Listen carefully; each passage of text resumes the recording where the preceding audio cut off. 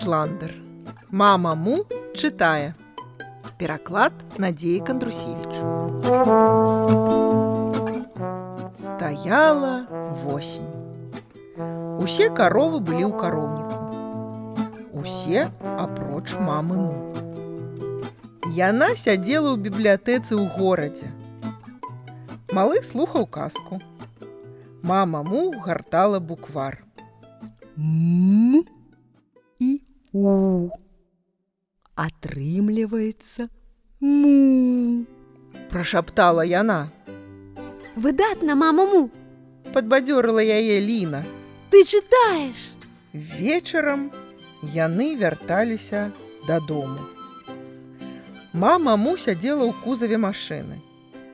Вецер развейваў яе грыўку. Як незвычайна ехаць машынай у цемры. Сям-там бачны толькі маленькія агеньчыкі. І ўявіце сабе, мне дазволілі ўзяць кнігі. Мы радыя ўсіх вітаць у бібліятэцы, сказалі яны. Крумкач сядзеў высока на дрэве ля свайго дамка. Ён быў нечым усхваляваны і сачыў праз бінокль за панадворкам гаспадара. Раптам ён заўважыў святло фараў. Крумкач бачыў, як гаспадыня адчыніла дзверы кароўніка і ўпусціла маму Му. Дзіўная карова. Прамармытаў Крумкач. Цікава, дзе гэта яна была? Наступным ранкам усе каровы, як заўсёды, пасвіліся на лузе. Крумкач лётаў над імі ды вышукваў маму Му. Ён ніяк не мог знайсці яе сярод іншых кароў. Напэўна, яна зноў кудысьці з'ехала. Мармытаў Крумкач. А можа, залезла на дрэва і вісіць там дагары нагамі? Раптам Крумкач завіснуў у паветры. Ратуйце! У мяне зараз адымуцца крылы! Сапраўды, мама Му ляжала на зямлі пад дрэвам, абхапіўшы галаву. Крумкач падышоў да яе і ўладкаваўся побач. І асцярожна дакрануўся да ейнага вуха. Чуеш, мама Му, ты раптам не сканала? Мама Му пазяхнула. Не, я просто заснула, сказала яна. Кар! А я ўжо вырашыў, што ты звалілася з дрэва і забілася. Табе нельга лазіць па дрэвах, мама Му. але ж я і не лазіла па дрэвах. Я просто ляжала ды чытала. Адказала мама Му. Чытала? Ушчыкніце мяне за пёркі.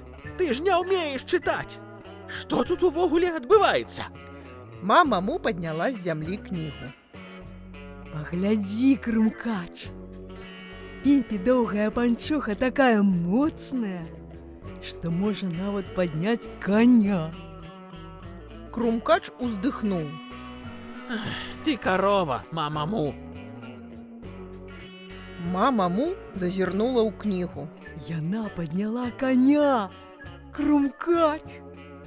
Толькі ўяві сабе, якая моцная дзяўчынка. Кар! Чытаць.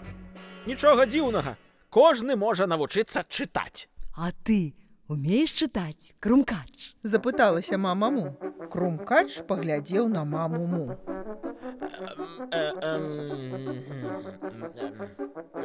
А што ты гэта... А што гэта ты рабіла учора? Хацеў бы я ведаць. Ты вярнулася да хаты на машыне. Мама Му прытуліла да сябе кнігу і заплюшчыла вочы. Я была у бібліятэцы. Я чытала. Вымавіла яна, соладка ўздыхнуўшы. Крумкач абурыўся. Каровы не чытаюць кніг. Каровы не ўмеюць чытаць. Каровы мусяць сядзець у кароўніку. Кар! Крумкач плюхнуўся на зямлю. Ну чаму ты не можаш проста займацца звычайнымі справамі? катацца там на ровары, ці лазіць па дрэвах, ці яшчэ што. Му! Мне так спадабалася чытаць, Крумкач. Калі чытаеш, даведвайся пра што заўгодна. Ты ўпэўненая, што ў кнігах напісана пра ўсё на свеце? Не поверыў Крумкач. Мама Му крыху подумала. Мяркую, што так. Тады ці напісана ў тваіх кнігах, чаму малако белае, калі ты ясі зялёную траву? Напісана там пра гэта? Му! Ну, можа, не зусім пра гэта. Крумкач пачаў хадзіць туды-сюды па траве. Значыць, не напісана. Чаму малако белае? Чаму? Бубнеў ён сабе пад нос. Ты ясі зялёную траву. А недзе ў тваім страўніку яна ператвараецца ў малако. І яно чамусьці белае. Раптам Крумкач спыніўся і ляпнуў сябе па галаве. Я ведаю! Закрычаў ён. Я напишу пра гэта кнігу. Чаму малако белае? Малочны даведнік. Аўтар Крумкачык. Кніга стане сусветна вядомай. Дзеці нарэшце даведаюцца, чаму малако белае, а я атрымаю прэмію. Нобелеўскую прэмію. Кар! Каровы ўжо вярнуліся ў кароўнік. На вячэру яны атрымалі смачнае летняе сена. Раптам прыляцеў Крумкач. Ён цягнуў за сабой вялізны партфель. Прывітанне, Крумкач. Як там твая кніга? Крумкач адчыніў партфель і выцягнуў адтуль ліхтарык, секундамер, нататнік ды аловак. Ты умееш пісаць, Крумкач? Здзівілася мама Му. Маўчы, карова. Жуй сена ды глядзі. Крумкач начапіў на дзюбу акуляры ды ўладкаваўся перад мамай Му. Ось так. А цяпер жуй. Крумкач націснуў на кнопку. Мама Му перастала есці. Што гэта ў цябе там такое? Гэта секундамер, мамаму. Працягвай есці. Ну, секундамер? А што гэта? Кар, навошта табе? Цыкнуў Крумкач. Жуй. Ну? Не пачула мама Му. Усё? 8 секунд. Закрычаў Крумкач ды націснуў на кнопку. Разяўляй рот, карова. Навошта? Здзівілася мама Му.